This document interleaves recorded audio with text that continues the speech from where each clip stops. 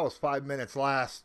I was 5 minutes late last time on my regular stream because I had to throw everything together at the last minute, you know, and I was trying to improvise stuff, you know, and it has nothing to do with. I don't know if this will even go. I don't know if I'll publicize this or not. It just depends. Um, depends upon how it goes and things, but uh, you know, nothing against DeQuell because I love talking with DeQuell. I think we have a really good, you know, chemistry that we're building right now, and it's just he got a hold of me at like a little later today, and about the time I was supposed to either record or go live, you know, and I was like, and then I tried to get a hold of Believe, and there was a bunch of moving parts because I found myself doing a show that I wasn't prepared to do solo, but I had to do it solo. So, yeah, but I mean, I tried. I did my. I thought I did my best in the kind of a, you know, shotgun fashion that I had to do it in. So the hardest thing, like I was telling Joe, the hardest thing about doing a live show by yourself and recording it for a podcast is having no dead air and staying upbeat, you know, by yourself. And that's difficult. That is difficult to string it together. Now, if I'm recording it, I can just hit stop and then come back to it or delete something or whatnot and then, you know, continue recording, you know, start over at a different spot, that kind of thing.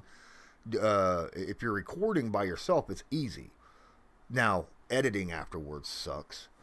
But this time I did not. I tried to make it so I didn't have to do any editing at all, and I didn't. I did not have to do one bit of there was maybe one spot where there was like 3 seconds of dead air, and the rest of it was smooth. So I was just like, heck with it. It's going straight up. It's right now on online podcast streams. So that's I was.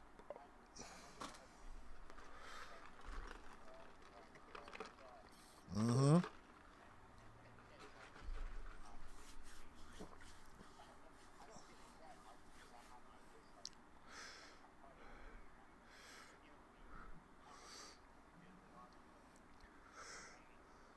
Yeah, people don't realize how difficult this is to keep things moving along, and you got to multitask, and you got to be able to talk about one subject and sound like you know what the heck you're talking about.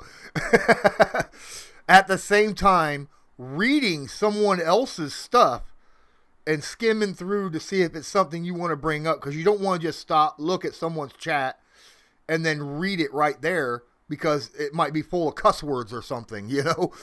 So you got to know what you're reading out loud beforehand, but you need to talk while you're doing that.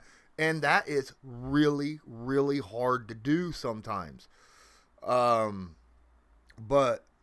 that's why it's... Mm-hmm.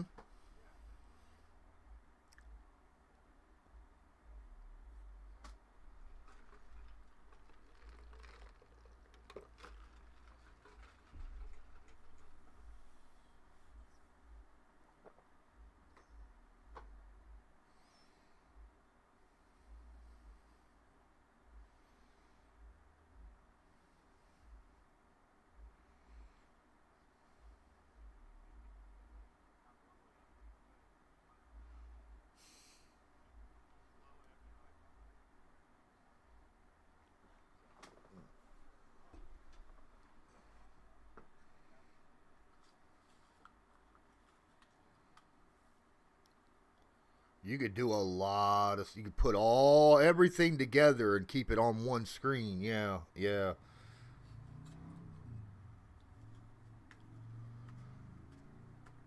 absolutely. Hey, KDC City, appreciate you being in here. He says, "What's up? I thought you already did a stream." I did. That was my Believe in Colts podcast. We were just discussing that earlier. It was kind of like Oh, you can't hear anyone, but okay, no wonder. All right, let me fix that real quick. Thank you, my guy. I got it set to my TV audio and not my headphone audio. See? How about now, Katie? You're all Yeah, three of us? Yep. yep. See, normally when we do a stream before I go live, I'm like Loyalist. We do an audio check, and he'll say something, and I'll look down and I'll see that his bar is moving, and it's good to go. But it is what it is. But yeah, the thing is yeah, I did that. That was my podcast for Believe in Colts. I just ran that one, and now tonight this is Patreon only. KDC City, it's just us. That's part of Patreon. We sit here, we talk, do whatever we talk about whatever we want to talk about. If you want to talk about Colts, we can talk about Colts. If you want to talk about what kind of cheese you put on your ham sandwich, I don't care. You're welcome to join us if you want, KD. Oh, absolutely. If you go check out your email on Patreon messages, I sent a link. If you want to join, if you got like a phone or something you want to join, you're welcome to join. Anyone that's watching this right now, I don't know who else is watching because all I see is KDC City in the chat, but you're welcome to come in here, hang out. That's part of being a patron member, man. That $5 a month gets you stuff like this. You can come in. Just these streams, my guy. Just these streams. Once or twice a week we do these. I think it's fun. It's just a bunch of guys hanging out, or girls. If there's a girl in there that's a Patreon member, feel free to jump on in here. We don't bite. I promise. I won't. Not hard. I'm gonna make my. I don't know. I'm watching Thorny. My kneecaps are a little No, I'm gonna make, just because you said that, I'm gonna make one of those splash screens that says "No girls allowed."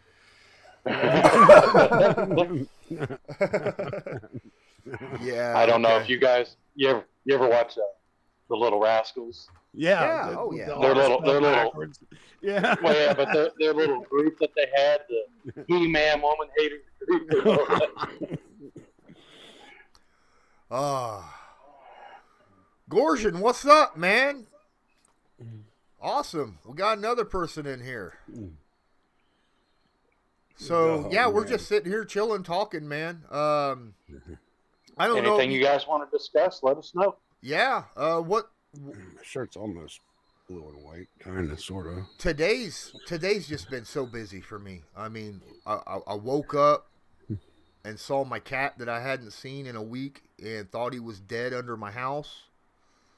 And then, the frustration of not knowing what was going on with my podcast today.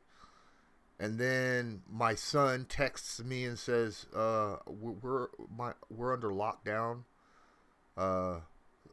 Bunch of freaking cops are here. The school's on lockdown. Come get me.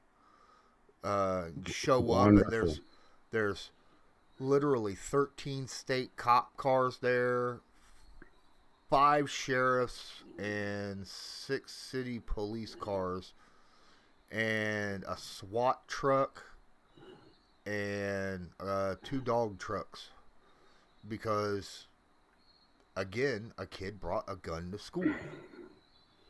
What kind of crazy stuff is that? Well, I don't know if you remember Columbine. Yeah. I certainly do remember it, because I just so I'm happened gonna smoke. I don't care. I just so happened to go. I was in Chicago at the time, and I ran into an old buddy of mine who was staying out in Denver. And long story short, I'm not going to bore you with the details. I was into some crazy stuff back then. But I just so happened to go from Chicago to Denver, and got to Denver the day that this happened. Mm-hmm. And he was staying like a mile down the road from the Columbine High School.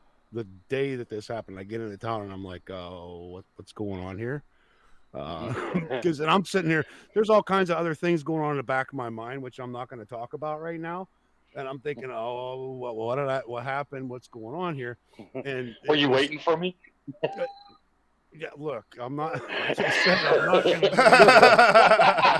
Okay, like that was 20 years ago. I mean, yeah. All right, I might be ignorant. Yeah, okay. You're good. Limitations was 2 years ago. But no, like that was a big deal. That was a big deal because I mean, that was the first time that something like that had gotten like national attention. And now it's like because of that, anytime anything like that happens, it's like a major deal. Yeah, it's all over our Yeah. local news about my high school. You go look it up. So there's a couple questions in here. KDC City says college football this week. Who you guys rooting for? I'm a one-trick pony when it comes to college football. It's Notre Dame. You're okay. Okay, Mr. Quentin Nelson. Hey, I can respect that. They've got a good program. I respect Notre Dame. Yeah, I respect them. I don't necessarily. I'm not a fan per se. Yeah, but I respect that program. I respect the heck out of that program because they have remained an independent for forever in the college football world, college football universe, and they don't play scrubs. They do not schedule cupcakes. They play real competition regardless of what's going on, regardless of what kind of recruiting class they've had, regardless of any of that. They schedule real competition. Notre Dame and USC has been a rivalry for a while now. Yeah. I root for my home teams. I do root for Notre Dame when they play. I root for IU. And like I said on my stream earlier, I will not tell you who I root for when it comes to Michigan and Ohio State because I'll lose half the people. Half my patrons will quit. Because it's that big of a it's like Florida and Florida State, you know what I mean? That kind of rivalry. And I do root for one of them. I do, and I won't say who. I have to be very careful. It's almost political or religious. You know what I'm saying? With that particular rivalry, yeah. Did KD tell us who he roots for? Ohio State and Virginia Tech got to rep the home teams, is what he said. Okay. All right. That's cool. Yeah, and Gorgian says UFC, but it's in a delay. There's a UFC fight tonight. I don't follow UFC. I know a lot. I know it's big. I know a lot of people do, but I don't follow it. I haven't followed it since that one guy from South America won like 3 years in a row. The first three. I can't remember his name. He was a little dude. Liked to wrap you up. But give me 1 second. I knew I rooted for Tank Abbott occasionally. You know. Oh, okay. You like the hard hitters. Well, Tank Abbott was a hard hitter, yeah. But yes, sir. That was a guy who, Oh, UCF, not UFC. Oh, UCF. Oh, okay. Central Florida. UCF tonight, but it's in a delay. Okay. See, I see UFC, and that instantaneously, Mm-hmm. But yeah, I got you. UCF. Okay. So you just decided to hang out with us until your delay comes back? Yeah. Like I said, I like watching X. So I enjoy the better programs, the Alabamas, stuff like that.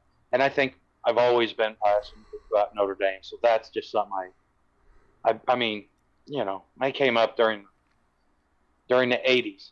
You know what I mean? And Notre Dame was, first hitting its elite, stretch of performances and stuff. And that's what I grew attached to. And like you said, I just, like my name says, I'm loyal. Once I find somebody, as long as they don't go out and do a bunch of stupid stuff, I'll support them and back them up the whole way. All right, so I'm going to clear the air since I'm on Patreon. I, to be fair, don't get to watch college games very often anymore. I maybe watch 2 a year during the season that it happens. Live games, because of what I've been doing the last couple years, doing this stuff. And I've been incredibly busy, and I generally don't have time to sit down and watch games when I'm going over tape from football from the NFL. Once the NFL season is over with, then I'll go back and start watching a crap ton of games, because the draft, right? I got to know who's good, who's not, So that's when I end up watching most of my I end up watching probably 95% of my college games in January and February. So Oh wow. So have you heard anything about the All 22? Have they fixed that yet? Or no, I checked 2 days ago, and it was still wasn't up. They said that they're hoping before the season starts. Oh shit, man! It's in a week, week and a half. Come on, man! I got to get that, because I'd like to get that and be able to look at some preseason games and break. If they could do it fast enough, I could break a couple players down, because that's what people originally joined my channel and subscribed for in the first place. Yeah, was my breakdowns, and I like doing that, and I'd like to do that with some of the preseason games. I know people say, well, you can't really tell a person from a preseason. You could see what a person can do individually. Yes, I get the competition is not the same. I get that, it's vanilla play calling on both sides of the ball. I understand all that. But you'll be able to tell if a guy's got good bend on a pass rush. You'll be able to tell. Yeah, it's technique and all that stuff, There's a lot you can gather from preseason games. You don't get as much as a regular season game, obviously, but there's still stuff there, So well, yeah, and I mean that's like kind of what disappointed me too. Now, when I signed up for the NFL Game Pass, I couldn't get any of it to work, any of it, and I'm thinking, okay, well, not only now do I not get to watch the out of market replays and do a film study in terms of game film of games I want to break down, but now I on top of that, I can't even do the all 22. I can't do any of that stuff. So why do you want me to pay? I mean, it works fine for some people. I don't know what's going on with that, but I couldn't get it to work, and I'm like, no, just give me my money back. I'll figure something out. So when it was doing the preseason games, you'd have the list of the preseason games there, right? And you would click on it, and it would send you to the game page, right? Where you would have what would be playing would be the highlight of their last game or some crap like that going on, and then the listing of what's gonna happen, what's been going on the drives and things like that. And you would have to go down below on the right hand side. Well, it would be over here on my left, but and it'll at the very bottom it would have a little click box of a picture of the game. It'll say live, and you'd have to click that for it to come up and play, and then you'd have to open it up. And that's the only way I knew how to do it, unless it was like a premier preseason game that was already on the preseason page playing, which generally, your game is not that. I couldn't get any of it to work. It just would not. Every time I tried to do it, it said the provided media content has expired, and I'm thinking, it's what expired how? Like it hasn't weird. Even started yet. Yeah, so it was. I have my cookies and everything.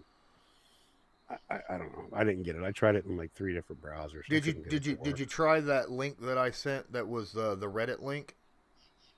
Actually, I did not. I just got frustrated with it and said, okay. I found another source for what I want to do with this. But to circle back real quick, I am a West Virginia fan, by the way. I don't think that's going to hurt anybody's feelings at all, especially not now that Texas and Oklahoma want to leave the Big 12. So here they are, bride waiting at the altar again. You know, I mean, because I think they should have made it into the SEC or the ACC. I think they should have made it into one of those two conferences. I think it's BS, but I know how that works, and I'm not going to get into my scathing review of how the television contracts break down because I could go on for 2 hours about that. But yeah, so that's me, West Virginia. Go Mountaineers. Hey, I was just thinking, Lawrence, have you talked to Harrison? Because I was under the impression that overseas that they still get the all 22 and stuff. Talk to UK Colts about Yes, anyone outside of the U.S. can still with Game Pass. They got all the games. Yeah, they didn't get all 22. That's the thing.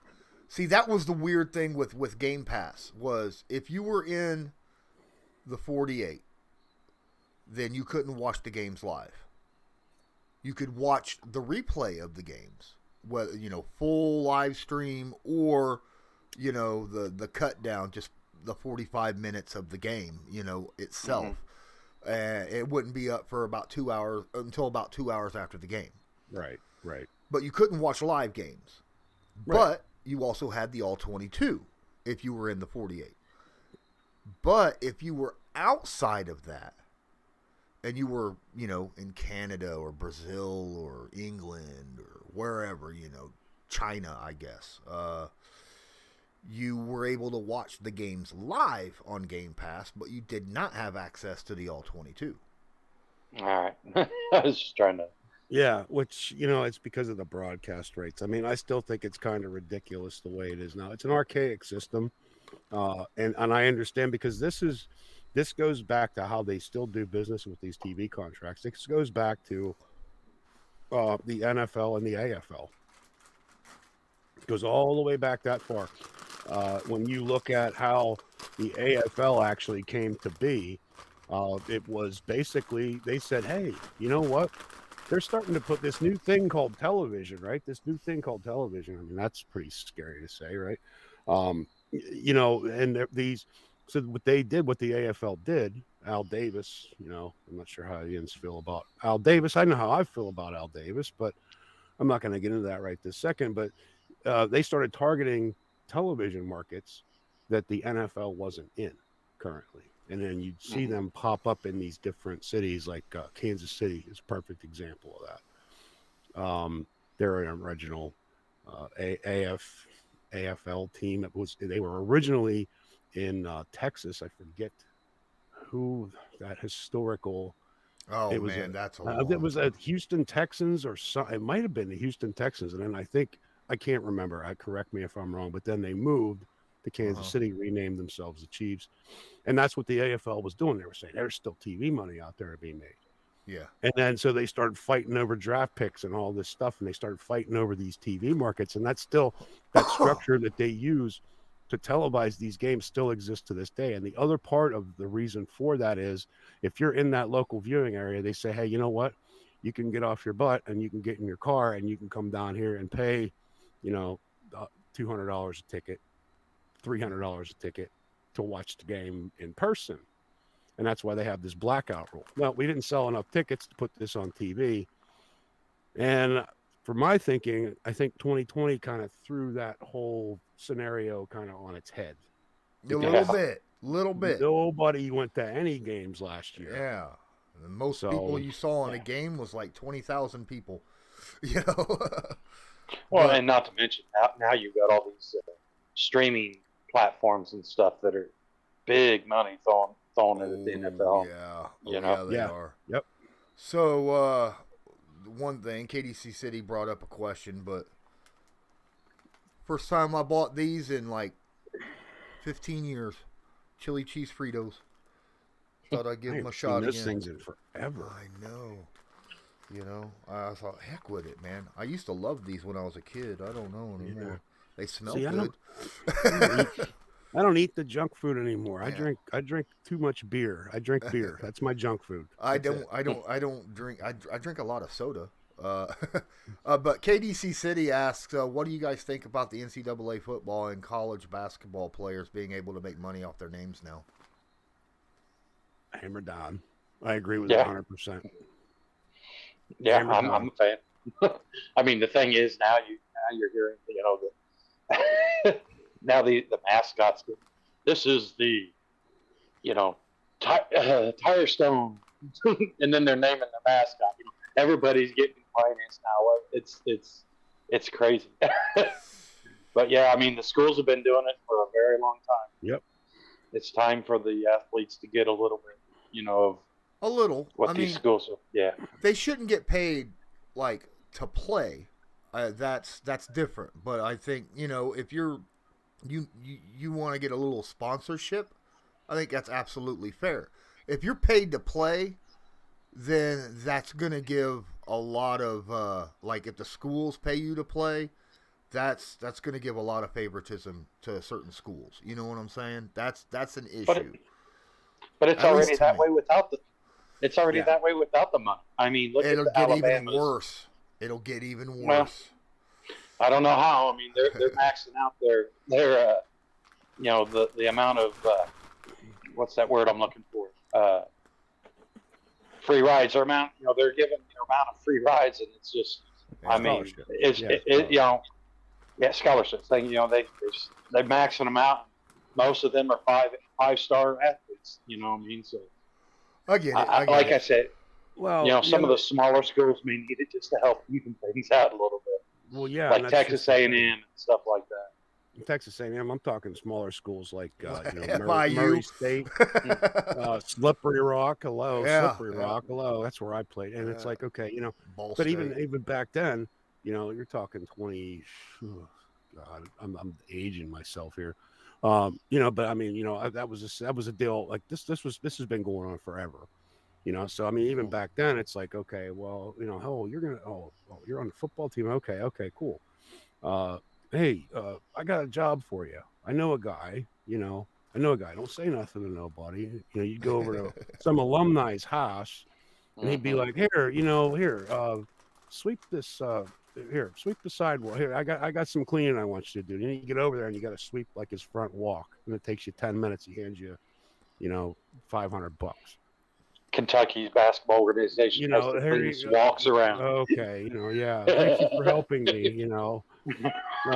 That's been going on forever. It's you can't tell me it still doesn't. So I mean, for them to legally kind of work that into where because the thing that bums me out about that though is and the schools, and I agree with Lawrence, the schools are going to want to try to get a piece of that too. Yeah. NCAA football, the video game. Yeah. I think that's where that came to a head, where the schools are brokering this deal with publishers. They're getting royalties from the NCAA. They're getting royalties, and they're making all this money. Not to mention, ticket sales and everything else, jersey sales. They're making all that money, but then you're going outside and you're outsourcing stuff to promote your brand using somebody else's, aside from just the product that's on the field. Now you're marketing other products, so I think it's good. I think because the other thing is, if you're getting a full ride to college, nowadays it's so weird. I mean, to think about it, because back in the day, you're getting a free ride to college. You're gonna graduate with a degree in basket weaving, but you're still gonna graduate with some kind of a degree, some kind of Bachelor of Arts or something, anything. You're still gonna have that bachelor's behind your name if we can get you through school. Now it's like you don't get these guys in there. Some of these guys, I mean, a lot of them, most of them still do, because most of them never make it to the NFL. Yeah. But you get guys in there that's why they bring them there. He used to play football. You don't bring them in there because they're going to add something to your research programs like Florida, which does have a really good school, And the thing is, then you sit there and you bring in basketball in it, where these kids are only playing 1 year and they're hitting the league, going into the NBA. Okay.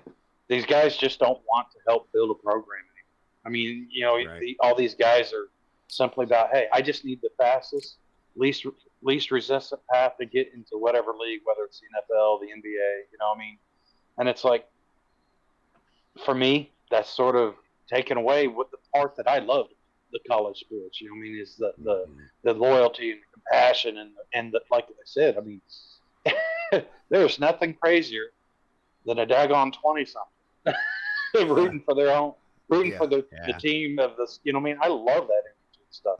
Guy you go to class with every day. Yeah, exactly. You know.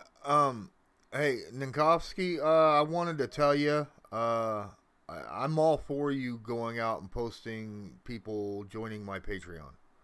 All for that. You can't send the link to this stream though. Okay. You're welcome to like take a screenshot of it and post it with, you know, come join the Patreon, you know, blah blah blah. Maybe you can come in on the next run or something like that. But yeah, if you share the link, then people will just be able to jump in and start joining without actually paying Patreon money, and that is kind of defeats the whole purpose. So just yeah, you're welcome to go out and ask people to join. I'm all for that. I'm all for you sharing stuff, man. Heck yeah. You know, I'm not going to tell you no. Don't make me money. But yeah. Oh, and KDC City, I saw your message before you retracted it. It's right now in the chat. It says KDC City message retracted. I know what you said, and it was and I'm going to repeat it because I don't care. All right, you said it. It got stuck up here, and now everybody knows that Nick Saban has been known for doing that for a very long time.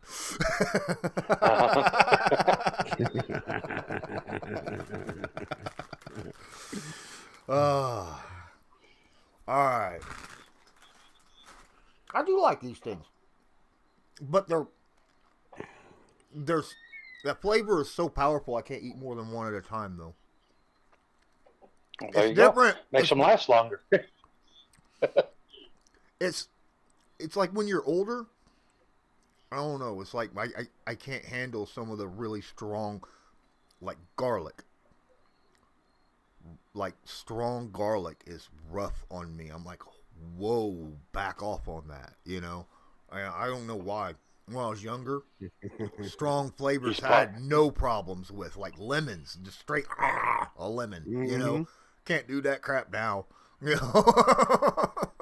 See, I'm still good. Well, see, now I'm still good with like the garlic and stuff. Oh, dude, I gotta send you my recipe. Well, maybe not. My recipe for marinara, bro. It's lights out. I'm telling you, chili too. But what I did notice on that same vein, like when I got older, I couldn't do sweets anymore. Yeah. Like I started drinking my coffee black, the whole 9 yards. I just could not deal with the sugar anymore. So desserts, sweets, any of that kind of stuff, I just can't. I'll take a couple bites of it, and I'm like, no thanks. Well, I grew up. My grandmother, who passed away last year, it was my last grandparent that I had. She passed away last year, and she was a pastry chef, and like a really like she made like wedding cakes and stuff for senators. You know, that kind of she big time. Okay. But it was just by herself. It wasn't like a business or nothing like that. And it was a business, but it was just her personal business. But she was really, really good at it. And it got to the point, I kid you not, I got so sick of cake that I'd ask my grandma. Yeah. I'm 10 years old and could not stand cake no more. I'm like, you can make me a pumpkin pie. That's fine, you know, or cherry delight or something like that, you know, not cake. Yeah, no, not, it was great, but it's like, you know, if you eat, you know, good stuff over and over and over, pretty soon it's not good anymore. You know, you just get sick of it. That's how I was with the restaurants. You know, like after managing them for a couple years or whatever, you just get so tired of it. It's like then you start making all these wild combinations. Even that loses, you know. And then all of a sudden you're like, I don't make enough at this manager job to go buy food, so It's like when you work at a fast food restaurant for a long an extended period of time, and you're like, dude, I couldn't eat another taco if my life depended on it. You know? Yeah. that's Yeah, my daughter. that's how it is in the restaurant business. You get sick of the stuff you make, and Mm-hmm. I told my daughter, I told her because she got a job at Taco Bell, and that was her restaurant of choice. I mean, It won't be quite soon. honestly, I'm telling you, quite honestly, she'd have had a IV of it, before she started working. And she, don't leave home without it. But yeah, I mean, like you said, I think she's going on her 4th month already, and she's just like, they need to bring back some of the stuff I like on the menu. Why? So you can wear that out in a week? Taco Bell's scary. Taco Bell and McDonald's. I don't know what's wrong with both of those, but as a kid, I used to love Taco Bell and McDonald's, and as an adult, I can't eat it. I can't eat McDonald's. I can't do McDonald's. I can't do my digestive system is like, no, you eat that, you're going to be in the bathroom in 3 minutes. You know. Well, just cut out the middle, man. Just come home, just buy it, come home, and throw it in the bowl, toilet. Yeah, pretty much. Yeah. A Taco Bell, I can still eat some of their stuff. I don't do it a lot, but I used to actually work at a Taco Bell, so I know what's good and what's bad there. I know what's good and what's come home, throw it and just throw it in the bowl. You can't just throw it in the trash. You gotta throw it in the bowl. Straight in the bowl. What's funny is generally when you go to a fast food restaurant, plumbers all around the no.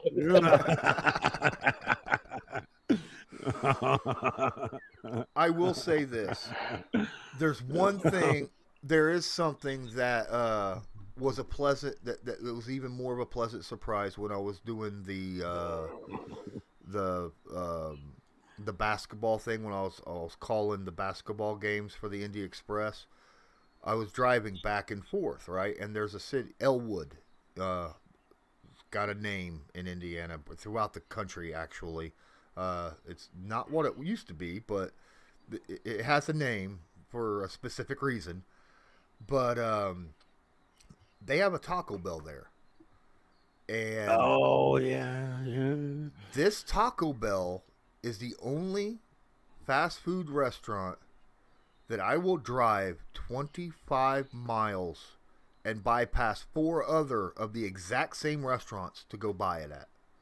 Because they're the only restaurant I have ever been to where the food they serve you looks exactly like what is shown up on their menu. Yep. You don't see that very often. That's how it was at my store. I actually ran a Taco Bell for a couple of years. And that's how it was at my store. And I would have people tell me, hey, we pass, 2 other, we come here. Yeah. And we would do stuff that wasn't even on the menu, like the old Cholitos that's not on the menu anymore, or an enchilito. Yeah. Hey, well, you know how to make an enchilito, make it. Just make it. It's not on the menu. Well, I don't care. We got the stuff to make it. Just make it. Here's how you do it. Here, well, boom, boom, boom. Now we got that reputation. But the only thing we couldn't do was like stuff like churros, because you couldn't buy them anymore. You couldn't get those anymore. Yeah. Stuff like that. But yeah, there are restaurants out there, even in fast food. I mean, but you see that, like in the restaurant industry in general, where people will go from. There's a restaurant in Connecticut. It's Old Saybrook, Connecticut, that we used to go to all the time, called the Monkey Farm. Cash only. It was an old sailor's bar. Is basically what it was. They had a military housing in that area, and the guys at the Groton sub base would, not just live on base, but some of them would migrate back to, and they would, find, work as longshoremen after they were out, and we'd go there because the food is just out of this world, and it's like a hole in the wall that you wouldn't really think would serve that quality of food.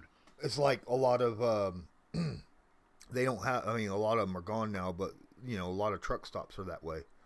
There's one out in Silver Lake that's about, I don't know, about an hour north of here. It's gone now, but I mean, when you ordered a plate of beef and noodles, you got a plate of beef and noodles. I mean, it was like a platter, and it would be loaded, and it was good as shit, you know.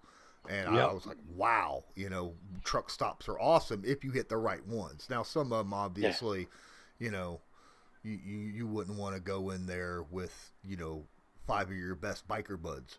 But no, Ninkovsky, yeah, he says, you actually work in the media? And I was like, okay, so this past season, in case you didn't know, there's a professional basketball league out there called the Basketball League. It's kind of like the G League, right? It's a basketball association. It's got 35 teams, and they're adding 12 more this year. And I was hired by the Indy Express, the Indy Express is part of that league, to be their broadcast coordinator and their game commentator. So I'm the voice of the Indy Express. So yeah, I actually do work in professional media. It's not like huge. It's not like, you know, I'm in with the Pacers or the Colts or anything like that. But it's still, you know, if I need a resume, it's there, you know. So that's kind of, and I learned a lot getting into that gig, and I had to crash course one game during that game. I forgot the camera. So, I mean, I made mistakes. I brought everything but the damn camera, you know. Yeah, I learned a lot. So your play-by-play was much more cool. Oh yeah, it was audio only until I was able to get one of them, you know, them like 15-year-old webcams, the little circle things that would like click on. I found one of those. And I plugged it into my computer, and I had my wife, because she was the camera person, and I had my wife following it like that. So it was all fuzzy and shit, but at least there was something there, right? And then after that, I was like, you know what? I gotta write a checklist, you know, and follow the checklist every time I run these, because it's not like I could have came home and came and got it, because I lived an hour and a half away, you know. And so it was too damn far. But yeah, I learned a ton doing that. I learned how to keep going, keep talk. You're talking about, you know, gas bag. I learned how to be a gas bag and be entertaining at the same time. Okay. It's an art form, brother. It is. Especially on radio, because there's no visual stimulus to keep people moving. And you know, that's one thing, you know, having done some radio, and I still do radio once a week. Nothing major. It's just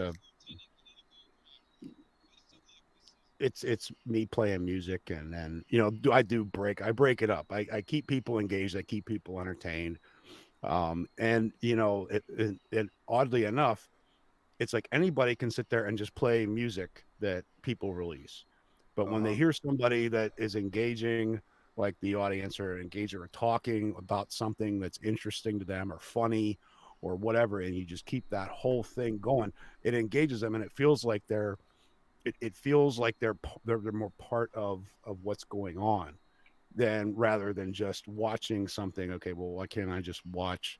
So, I mean, and that's why we have commentators to begin with, is because the game is just more interest. That's why it's a thing.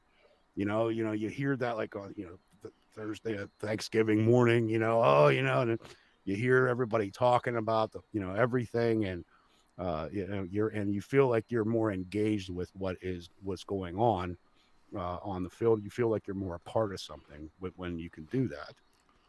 You know what's funny? Earlier this year, right before training camp, I had a guy. It depends, you know. Half the people like him, half the people don't. But he was the producer for the radio in the region of Indianapolis. right? Like the radio stations, like 10 set. You heard of the Fan? Like it's for all the cities. It's the sports. Uh, I can't remember what that's called, but where it's like sports for this city, sports for this city. It's called the Fan. It's a radio station for each individual city.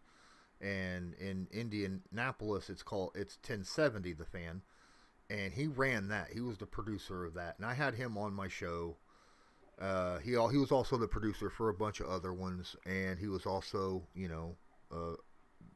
one of the radio personalities as well on the shows, and still rather well liked by a lot of people around here. And I had him on my show, and we was talking, and he said he was really nervous, like he didn't want to do it because it was just some podcaster dude that covers the Colts,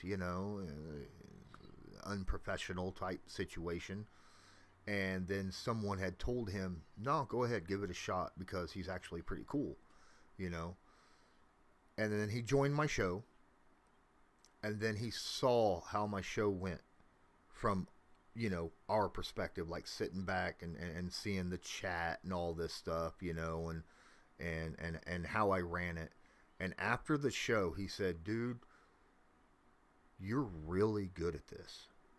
And this was the first time I'd ever been complimented by a professional. He said, you're really good at this. And if at any time you want to get into radio, let me know and I will get you spots somewhere. And I was like, wow, okay. I'm kind of into what I'm doing now, and radio would be kind of difficult for me if I had to drive all the way to Indianapolis to do it all the time. But I enjoyed it. I enjoyed having him on. He said he'd come back sometime. But to have a guy who worked in radio for many, many years and was head of it and was hiring people to be voices on the radio to say, I'll get you a job doing that if you want. That was probably one of the biggest compliments I've ever been paid, and it was surprising. Oh, in Toronto, it's 590 the Fan. Okay, Ninkowski, that's cool. Yeah, they move around. It's another one of those brand or umbrella kinds of things. Back in the old days, with like I'm into heavy metal. It was Z-Rock was the big, and then Clearwater Communications came in, and so you have these umbrella, companies that will look for specific people to fill specific roles to do what that sort of thing, and if you're good at it, they don't care. Hey, I don't care if you didn't go to school. I don't care if you have a PhD in communications. You sound good on the air, and you know what you're doing. You might be a little rough here, clean this up, clean that up, but you're raw. You have that raw, innate ability to just be able to do it. It's almost, it's like anything, like with athletes. You have some people who are just athletically gifted who have that raw talent that maybe needs to be refined a little bit in some ways, but they've got, like they talk about in the sports world, this guy's got a really high ceiling. Yeah. As opposed to somebody who's just has a glass ceiling. So you get that in, and I think any profession, particularly in entertainment, you just have that where you just have certain people who just kind of stand out, among the crowd there. I think I can thank my ex-wife for me being an outgoing person, because growing up in school, I was the shyest kid. I would not talk to nobody. I was secluded and all of that. And then my ex-wife came along, and I got to the point where I just would not take anything from anyone anymore, and I would say my mind. And I would say it it got so bad that it was coming out my mouth before my brain even processed it. You know what I'm saying? And at that point, I realized, what? I can talk. You ought to get a job writing for the Indy Star then. Oh, right. Did you listen? I know you listened to that one, dude. That was, I'll tell you right now. I was on it. I called in. Yeah. I sat there and I support KB, but man, that was rough. I mean, yeah, we got a guy, Greg Doyle, who's not particular. You know how a lot of people who are writers like to ride the fence. You know, they won't go too far one way or too far the other. I'm kind of that way, you know, where you don't want to piss too many people off on one side because you might lose a bunch of people. He has no qualms at all about losing anyone, you know, because he's like, this is my stance, period, end of story. If you don't agree with it, you're wrong. Go blah, blah, blah yourself. You know, See, I disagree with that, because here's the thing, okay? I have no problem with people having opinions. I don't want to sit there and listen to somebody that's going to, you know, just hold the line and stuff. You know what I mean? But the thing is if you come at it with a feasible discussion or whatever, he sits there and he says his opinion, and then you start with your opinion or whatever, and his go-to every time is then he just berates you and berates you and sits there and calls you stupid and you're like, you know what I mean? And it becomes a bash fest. Yeah. And it's just so frustrating. It's like, you know what, dude? If you're so darn intelligent, and especially with this hot button topic that right now, you know what I mean? It's like, yeah, that's fine, you know. And he's like, everybody's stupid that doesn't see it my way. Yeah. And you're a bad Christian if you don't. And I'm like, what?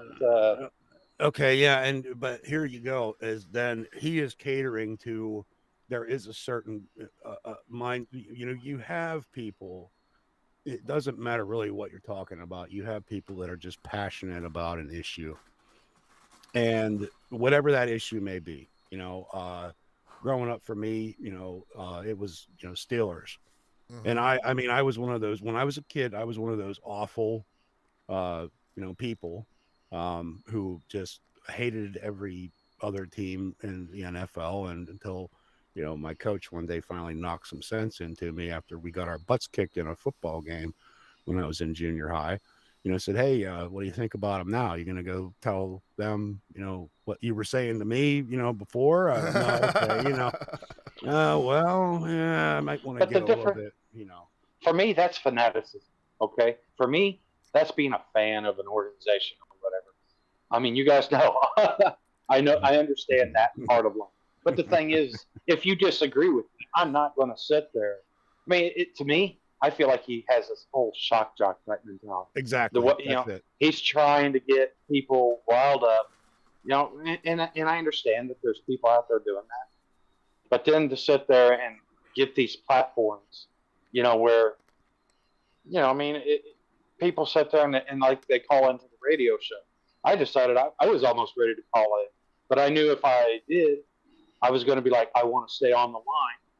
And then whenever he gets done talking his half or his berating, I want to have a rebuttal moment. You know what I mean? And I'm just right. And I would not do. I wouldn't and do a lot that of them TV or anybody allow you to do that. No.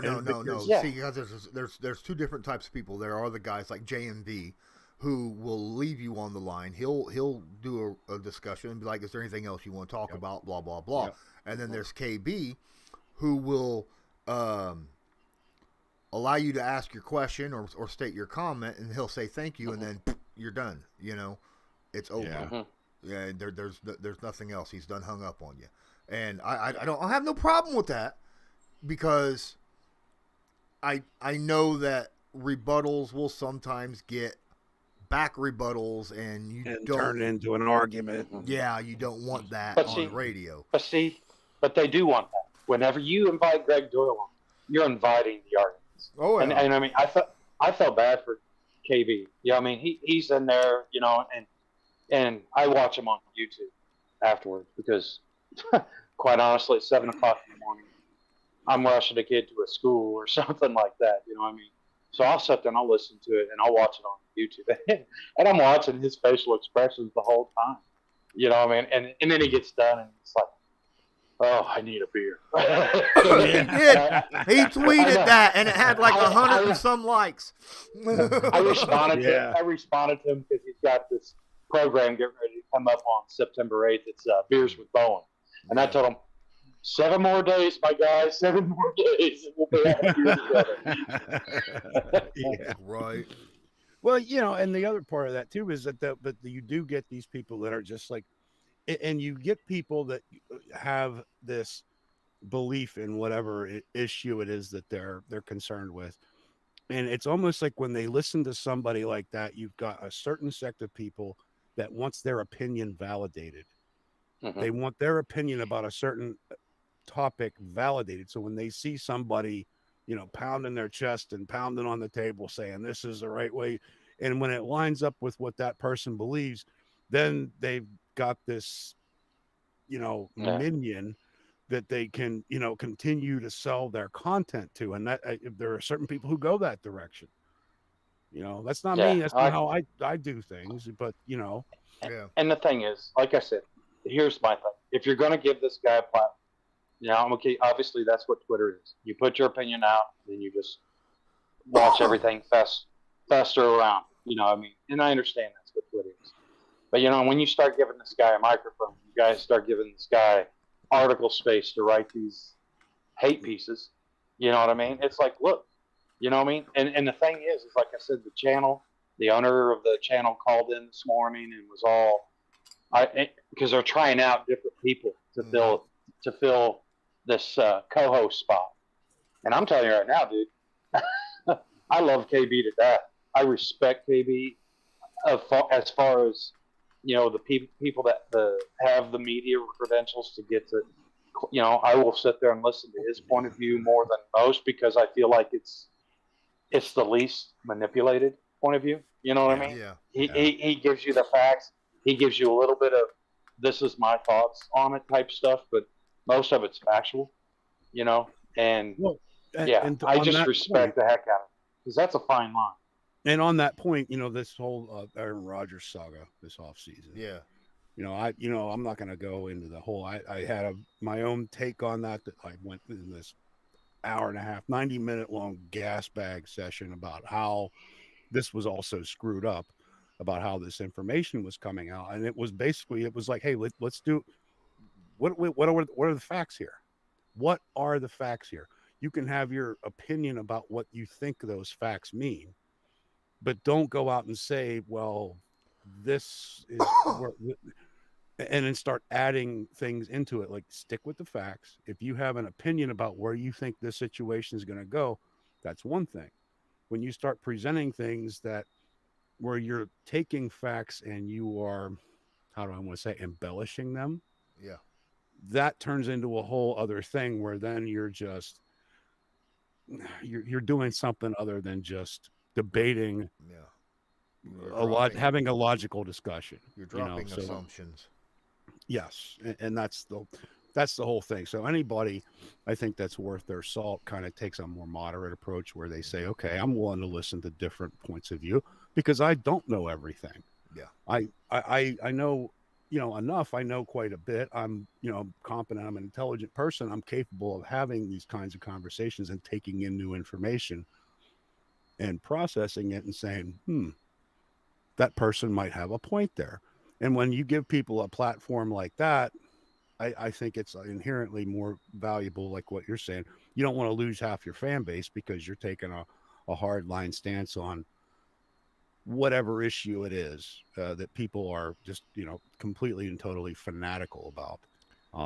Yeah. So I want to get back into football talk. Yes, good. I got two questions. I have a question for you guys. Do you think Cam Newton is done, or do you think that he will be on another team? As a starter? Period. Okay. No, I think if Cam can swallow his pride, if Cam can get himself, to acknowledge where he is in his career and stuff, yeah, I think he can play another several years as a backup. But to sit there and want to be the guy stealing the show, I mean, I feel like the wear that his body's gone through and his style of play and stuff is just, I mean, he doesn't play to the level that you need nowadays at a starting quarterback position. I feel like he's kind of at that point in his career where he's going to have to start making some concessions. He is how many years now removed from his MVP campaign? Yeah. In Carolina, where that team was very successful, but then again, it had a lot of trappings of other extracurricular types of things, and from my thinking, there's multiple levels of this. Personally, what I see in Cam Newton is that he is an exceptional athlete. Period. He has always been an exceptional athlete. He is a supremely talented individual, and what he brings to a football team in terms of pure athletics is cannot be understated. Which is why he was, the prospect that he was coming out of Yeah. Auburn. I mean, it's so that part of it, I'm never. He's still relatively young, and he's still in very good shape. I don't think the Patriots were a very good team overall last year. I don't. No, they weren't. I think a lot of the reason, maybe this is my personal opinion, I feel like a lot of the reason why he was released is because he is an aging quarterback. Although he's not really all that old, he could probably still play for another 7-8 years. Probably. See, but can he? I mean, but here's the thing. First off, he was never active. Okay, he's never been an active passer. And look at what we've got in Baltimore. Okay, you've sat there and you've got Lamar Jackson, who is physically and in his run game and stuff. He is double as far as dynamic as Cam. He is much more mobile. He's his run game. Now, no, but I'm saying now. No, but now we're comparing these two guys. Yeah. Okay, because even when Cam was running the ball and stuff, he wasn't the jukey, slippery guy. No, Cam was going to be the guy that was going to run you over. Cam was going to be the guy that that's going to stiff. Yeah, he was more the physical, menacing guy kind of runner. And he's never been accurate. Yeah, and he's never been accurate. And after the shoulder injury, I mean, his arm strength is depleted. I agree with that. So you've now you've got somebody who wasn't very accurate at the beginning, has lost arm strength, and his mobility is almost a detriment to him because of the style that he does. I mean, he's the Andrew Luck. He's going to sit there and run head into the pile more so than he is going to be getting chased down. The issue also with his mobility is I think that ankle injury did a lot more to him than what he wants to admit, because from the film that I look at, I don't see him moving laterally nearly as well as he was before that injury. He used to be able to, when you say he normally didn't juke, he could juke. He could juke a person out of their shoes, but he generally would. It was like a one-cut juke, where he would use his size and strength to run you over after using that one-cut juke. But he doesn't have that anymore. He doesn't have that lateral mobility that he used to have, and I think he was cut because, one, Mac Jones, he looked better. In my opinion, Mac Jones is more the style of the Patriots than what Cam Newton ever was. And I get it. They brought Cam Newton in thinking, we might be able to change our offense up a little bit, make it a little bit more, RPO-ish and things like that. But they're better with a pocket quarterback. I'll let you finish. And here's the thing with Cam. I think he was released not because Mac Jones became the starter, but the secondary effect of that of Cam didn't want to be a backup, and he probably told Belichick, if you're going to start him, please release me so that I can go find something for me. That brings up the question. I do think he could start in the NFL, but after something happens to a team. I agree with that 100%, Elo. I agree with that 100%, Law Dog, in terms of I can see him very easily stepping into a starting role. And for my take on this too is it's slightly different than what you're saying. I do agree with you that in that I feel my opinion, personally, I've never talked to the guy, of this situation is that he, his ego is pretty out there. I Yeah. mean, I'm not trying to bash the dude. He's a good looking guy. He's in shape. He can pull off all these crazy outfits that I wouldn't be caught dead in. Right. Good for you, buddy. Hey, look, listen, if that gets you, your thing on the weekends there with the ladies and whatever, hey, hammer down. I'm all for it. And I'm all for what seeing people be happy and be successful and being themselves. Mhm. He's gonna have to be himself. And that's the interesting thing about Cam is he is a hard worker. Yeah. And he's never tried to be anything but himself. And so in that regard, he's not pretentious.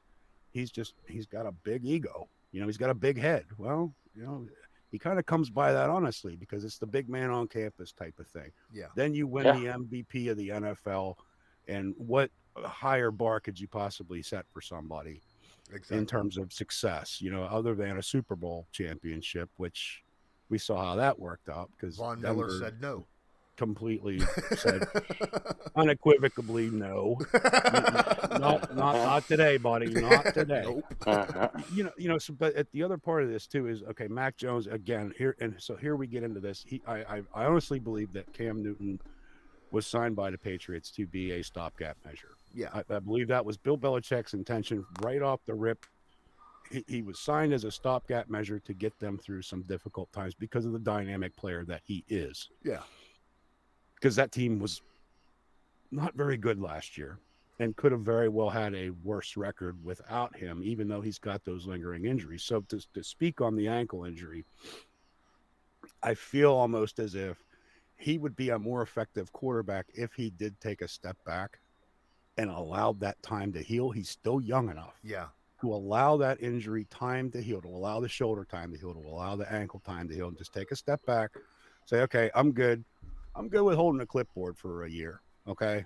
Just let me get my rest because he's still at that age where things, they still come together a little bit quicker than they do once you hit 40. 40. Yeah. Right. Then you're talking about, which I'm not going to get into this miracle of human genetics that is Tom Brady.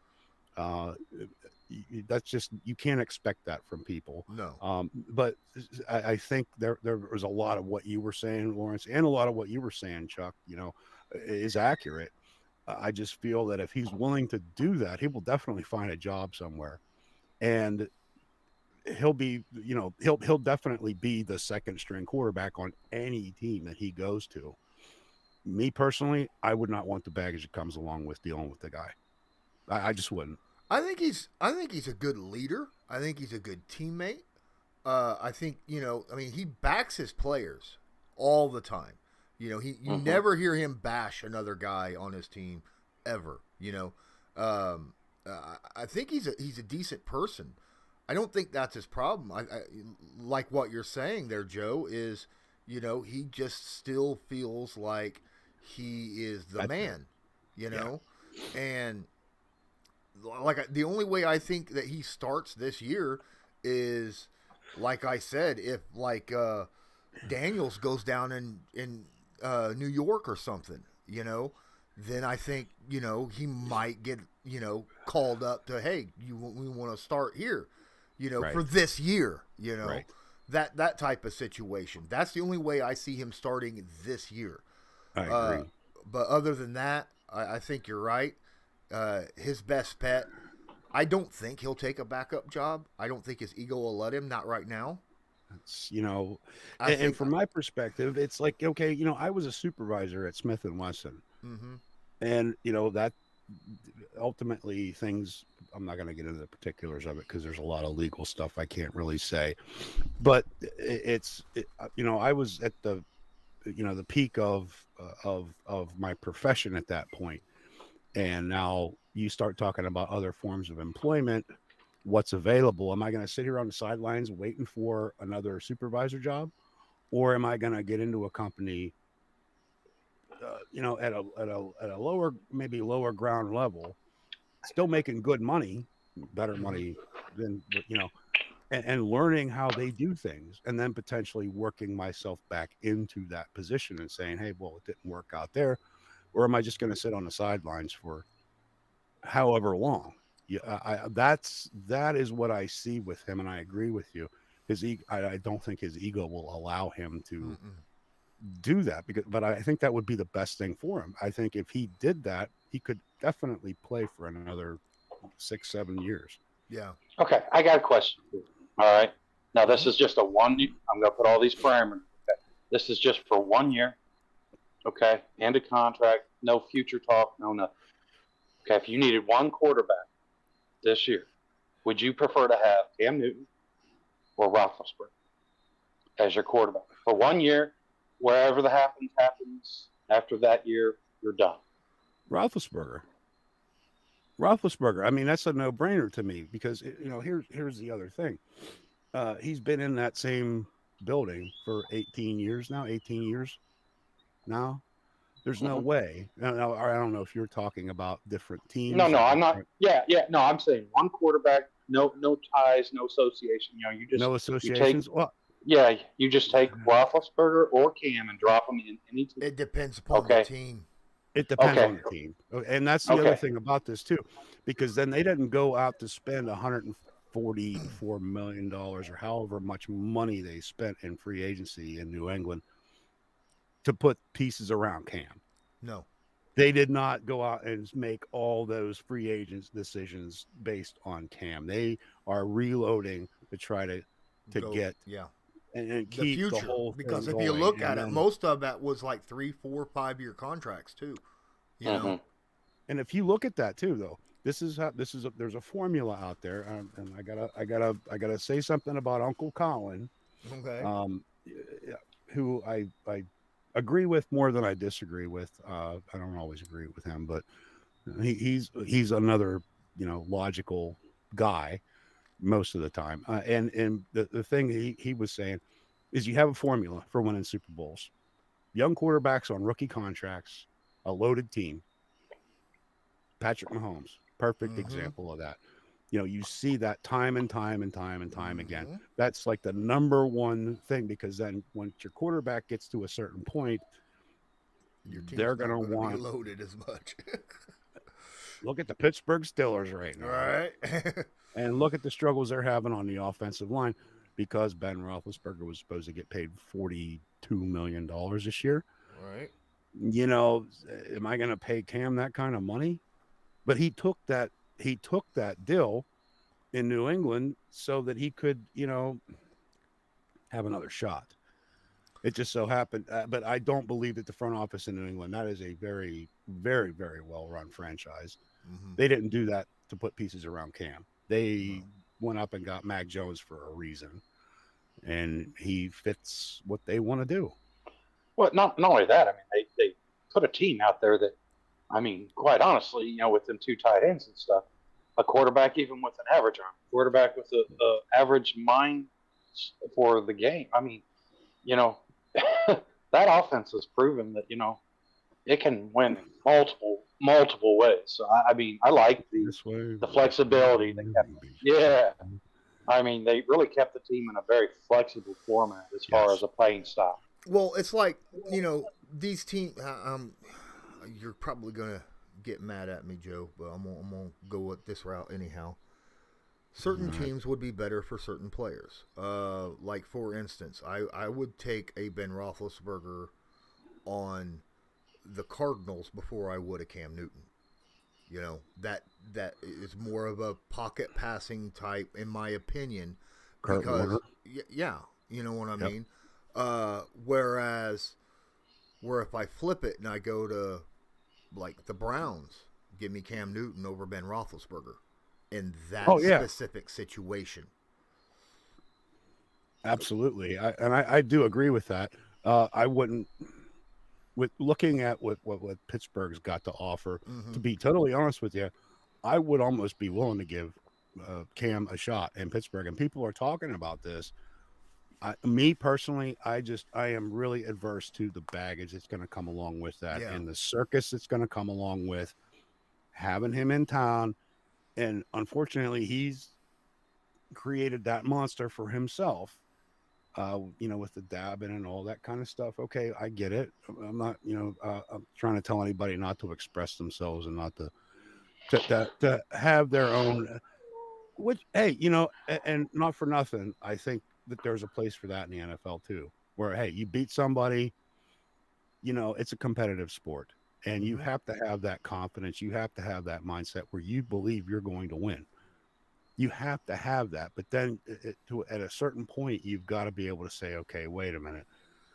When you get your butt kicked one good time, you might want to think about dialing it back a little bit and not go try to relive your old glories, because those days are behind you, buddy. Like, what are we doing right now? So I would be more inclined to give him a shot in Pittsburgh than I would in a team like Atlanta. um, just because of his mobility and because that offensive line in Pittsburgh is suspect, and at least he has the footwork to be able to get out of those situations better than a lot of quarterbacks. Yeah. So a guy like Ellinger would probably be not a terrible backup. I mean, we've got Haskins back there at number 3, who has a little bit of mobility, but really not. He's got a cannon, and he's got to learn how to, read defenses quite a bit better. But Pittsburgh does not have that type of quarterback, and Mike Tomlin has made an emphasis to put wide receivers, and this is what they do: draft wide receivers, make that a deep position. After their first contract, let it go. Let it go. Let them walk. I don't care. I'm not paying a wide receiver, but we're going to load up. We're going to load up on that position every year. And he's kind of done the same thing with linebackers. So I feel like with Cam, he's just got to swallow his pride a little bit, because there are teams out there, I think, that could use a guy like him in some capacity. And he does have the experience, and he's a hard worker, and he's a good teammate. I know the guys like him. Yeah. It's just there are other things that. Go ahead, John. I think that's the reason. I think that's the reason they had to get him out of New England. He is a good teammate, and could you imagine? Yeah. Could you imagine being a rookie quarterback with that behind you? You know what I mean? In the locker room, it's supposed to be your locker room because you're the quarterback, and Cam Newton's right there. That's a great point, Chuck. Yeah. I mean, how many of those guys probably came to play just because Cam was there, and stuff like that? That's true. Yeah. Have either of you guys had a chance to look into either of these cornerbacks that we picked up off waivers? I mean, outside of the dimensions, I haven't been able to find any information. I haven't looked. I will probably tomorrow, but I've been kind of busy, so I haven't had a chance. Yeah, right. I've just been trying to find a way to come at peace with the whole Saucer thing. Because, man, I am telling you right now, I hate the fact that we lost that much heart from a kid. I mean, well, seriously, I understand he probably wasn't going to get a lot of playing time. I understand all that. And that's why I'm thinking, okay, one of these two corners have to have, something in their favor to risk that, because why wouldn't they have sent somebody like it's the same reason you keep Marvell Tell. The measurables are there, and you hope that you coach them up. I understand that. But, we've got 17 defensive linemen. Couldn't we just let one of them go instead of Sasha?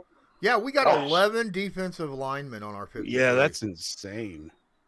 I saw that today. I'm like, and then they asked Ballard, why do you have 11 defensive linemen on your roster? He's like, well, we had because they're defensive linemen. That was his response. Because good defensive linemen are hard to come by, and then when you got them, you want to keep them. And because one thing he does do a lot, Eberflus, when it comes to his scheme, he moves people in and out a lot throughout a game, keeps them fresh, rotates them in and out a lot. That way they're playing at their maximum ability. They're not tired and wore out. So I get that, but 11, holy crap, that'd be like having 5 running backs on your 53. I mean, good Lord. Yeah, I mean, I was thinking 9, and then just because of the depth, I was like, We had 10 maybe I could last talk year. myself in.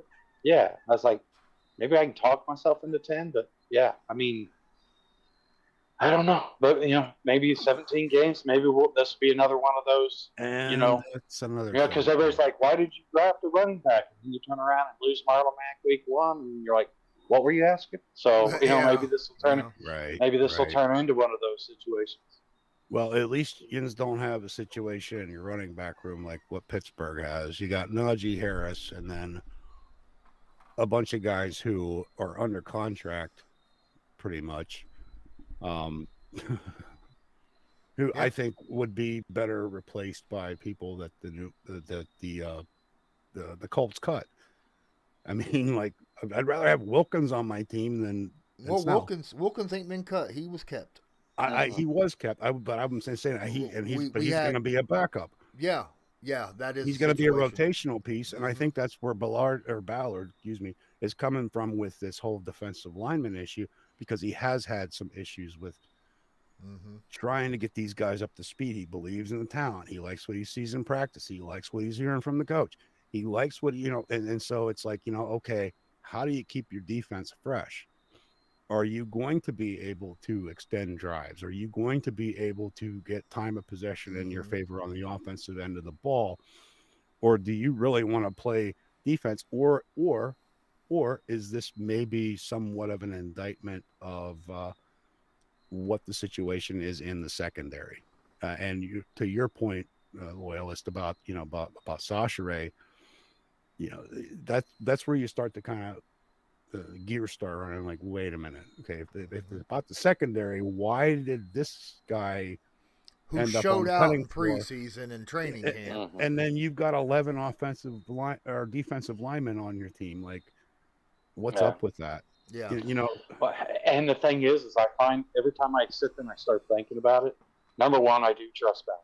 Okay. Right. Number two, I'm an interior line kind of guy, you know what I mean? So the fact that I'm feeling this way, I feel like I'm betraying myself. But it's like, yeah, I truly love the fact that Sasha Ray, he played multiple positions in that backfield, and he played with this tenacity that, I mean, you just don't find it that often in professional sports. I mean, he played it like he was still a college kid. You know what I mean? He played it 100%. You know what I mean? He threw himself into every play. I mean, wholeheartedly. Yeah. Every play. He'd miss once in a while, but boy, when he hit hard. Yeah. He hit well, But I mean, his misses were very few and far between too. So, but yeah, he had an explosiveness about him that was something that I thought you wanted to keep on a team, even if it was as a backup. When you find someone that has an explosion in some aspect, you keep that spark, whatever it is. You want to keep that at any position,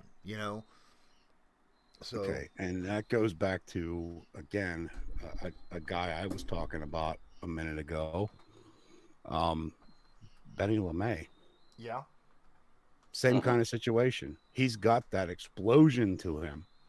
I think they might view him more as a brawler, and without the benefit of actually being in the locker room, seeing and on the field and seeing what the coaches are actually seeing with these dudes.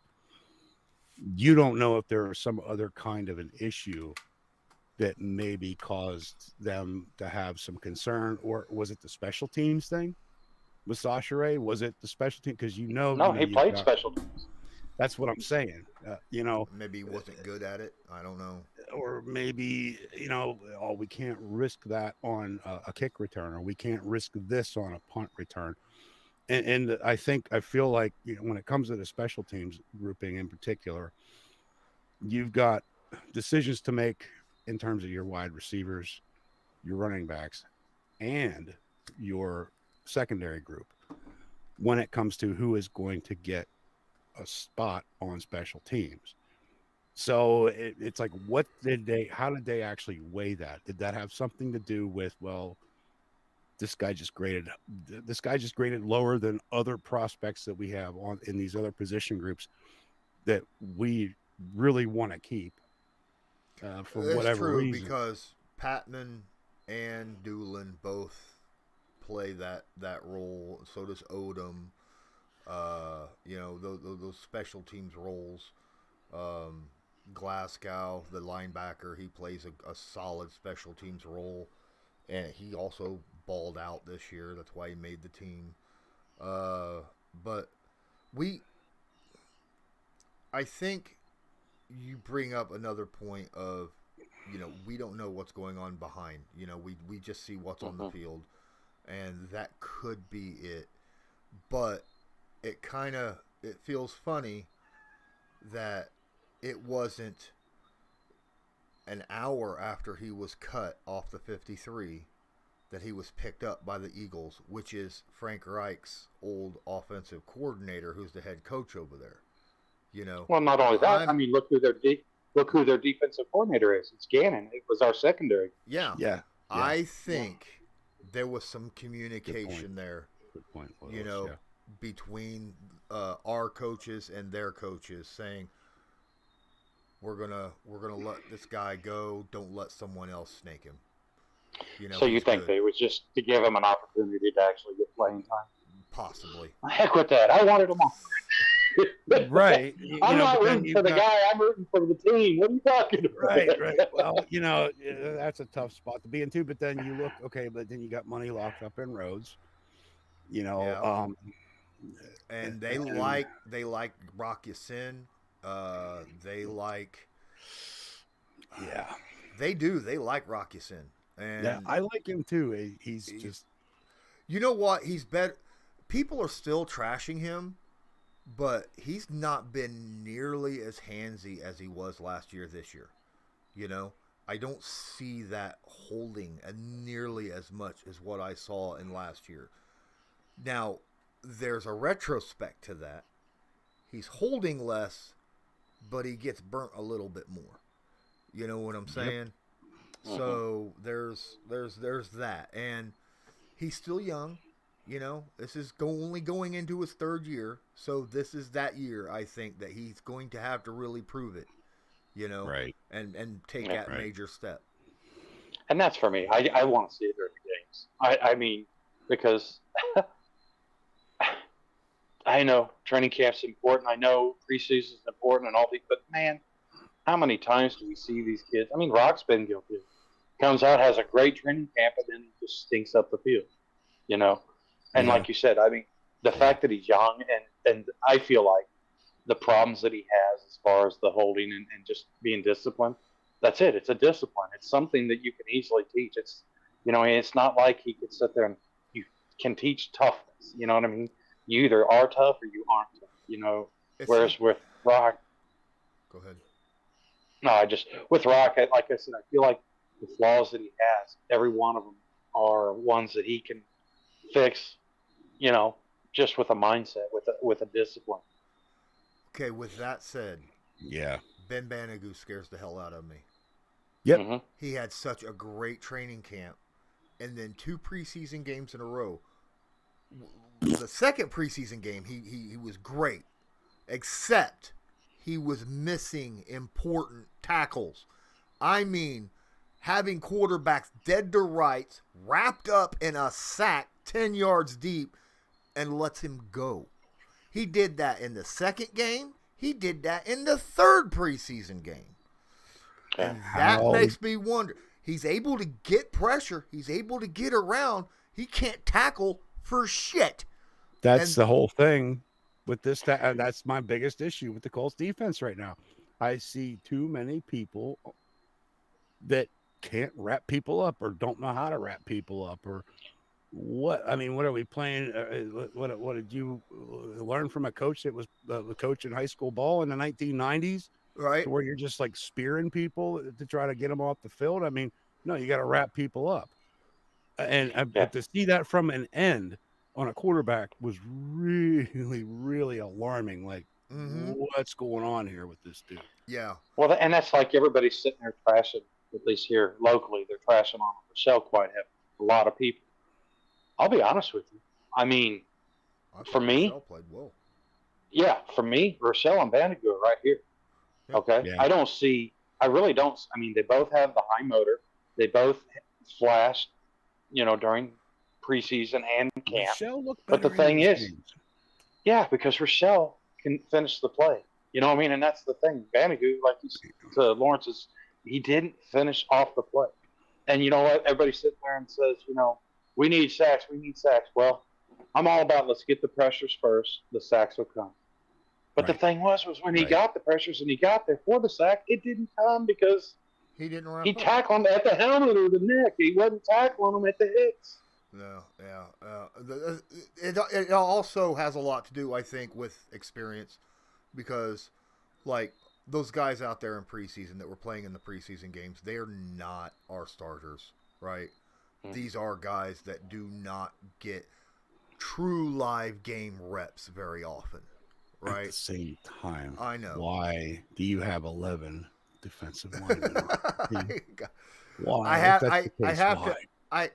I have to think that one of those guys will be gone in the next 3 weeks when someone comes off IR. Fisher. Either Fisher or T.Y. Hilton or somebody, Did you see the Rappaport report about Ty? They're thinking it's gonna be 8 or 9 weeks before he gets back. Last time I saw it was they were looking at 3 weeks, and that was reported today. Like I said before I got on here, Ian Rappaport said that he's expected to miss half the season. They expect him sometime in October. Really? Because Coach Reich said in his presser today that it was sooner rather than later. Mm-hmm.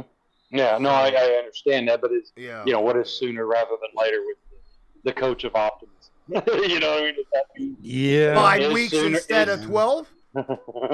5 weeks instead of 12? I mean, that 2 players, both 5 to 12 weeks, looks like both of them starting week 1. Yeah. No, I think you know what I'm saying. Also, kind of revisiting the whole situation with Manning, where he had that issue with his the neck thing, and he was out for the season, and then he was done. He went to Denver and wrote a defense. Yeah, but the thing with T.Y., what he had, what Peyton had was like 5 surgeries fusing his neck. Yeah, right. Okay. But that's what people. I know. And Ty had a non-invasive surgery. It's what was reported. It was a minor thing. They were saying it was very similar, non-evasiveness. It's not the same surgery, obviously, as the foot surgery, but that type of not that big of a deal type surgery, and that he wasn't going to be gone very long at all. It was the same surgery that they did with Peyton Manning, but it was during off season, and this was, because Peyton was dealing with that neck injury for darn near 3 years. He had 5 surgeries on that and had 3 discs fused to his spinal column. I mean, and something else, real quick, Joe. I know Peyton won. I know Peyton won the Super Bowl. I feel like because of the defense. But if you look at the first 2 years that he was in Denver, he was after we hit him, he was So he fell off real bad. I'm not denying that. The last couple of years, it was like, ugh. And I was stoked when he got that. So was I. Super Bowl. Got to walk out on top. But my point was Peyton, even with the neck, I don't feel like it was the neck that affected Peyton at the end of his career. I just felt like it was his body saying, "Hey, we're done." When I do Allstate commercials, I'm good. Do I really want to cut that meat? Cut that. Guys, it's been an hour and a half, and I'm going to get. I'm going to do so. I gotta clean my area up. Yeah, hour and a half. Time flies when you're wasting it. Right. Ain't that the truth? Joe, it's always a pleasure, man. Appreciate you killing some time with us and talking. My pleasure. All sorts of stuff, not just football. Loyalist, as usual. I ain't Yeah, seen you in a couple days, so it was pretty I nice. know. Right? Everybody's like, "You're on vacation." I'm like, "Not unless Lawrence is says something to you that I Oh, don't know." one quick thing though on Mm-hmm. this thing with Sasha Ray, the defensive line. Okay, him going to the Eagles. Yeah, the Eagles. Yeah, Eagles. I'm actually going. I'm going. I actually am taking a road trip to Pittsburgh this weekend. So I'm gonna come back with a crap ton of Iron City. I can just tell you that right now. Anyway, um, the the whole fact that they traded to the Eagles for a tackle because Tebby got hurt. I'm wondering if that might have played into this whole thing. Like, hey, we just got one of your, That's possible. we took some offensive line depth from Yins. I know he's done but we need this really bad right now. And they're keeping Tevy.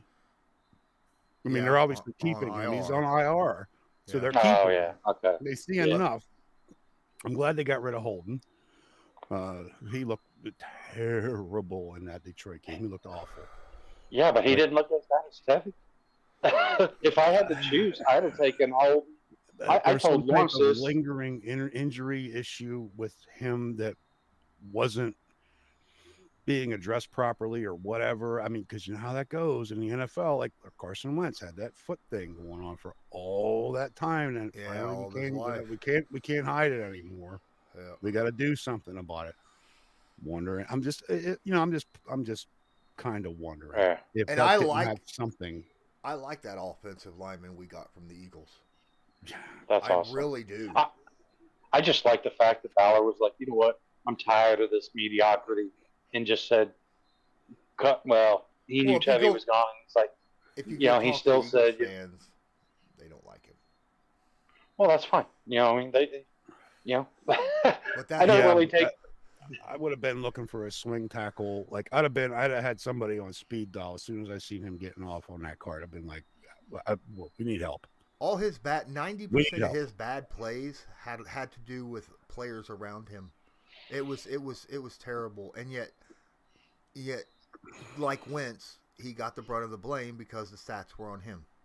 You know what I mean? Yeah, yeah. And that's what I saw from that kid. That and I'll be honest with you. I think he'd be a stand-up guard. I think he could be a starting guard in the NFL.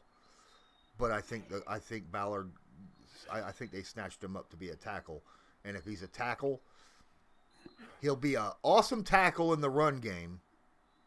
In the pass game, Which he'll be adequate, but not, great. You get ironically, what what we seen in the preseason was that's probably what should have happened because I think we could use some help on that front. Yeah. But I say we. Yeah. Come on. I mean the Come Colts. on, Thorne. See, you're not okay. Okay. No, wait a minute. What I'm saying here, and I lost my train of thought now. I'm sorry. But I agree with I do agree with that because then the other thing about that is, you need the depth on the offensive line, and maybe you're looking at maybe you're just going to keep the defensive line fresh. You're going to rotate these guys. You got a lot of young guys, a lot of rookies, and then make some cuts maybe later on. Mm-hmm. I would think that would be the part where they're going to look at making some cuts. But the other thing to validate your point, Lawrence, is that, okay, we kind of, we Skyped a tackle from Yins for a 6th-round pick or whatever that was. Mm-hmm.